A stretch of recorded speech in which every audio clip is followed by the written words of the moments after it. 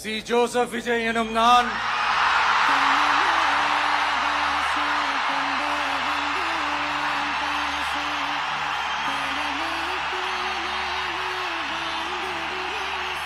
சட்டப்படி அமைக்கப்பெற்ற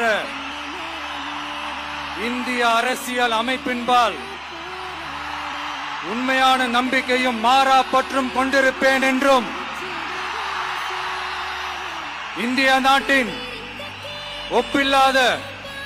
முழு முதல் ஆட்சியையும் ஒருமையையும் நிலை நிறுத்துவேன் என்றும் தமிழ்நாட்டு அரசின் முதலமைச்சராக உண்மையாகவும் உளச்சான்றின்படியும் என் கடமைகளை நிறைவேற்றுவேன் என்றும் அரசியல் அமைப்பிற்கும் சட்டத்திற்கும் இணங்க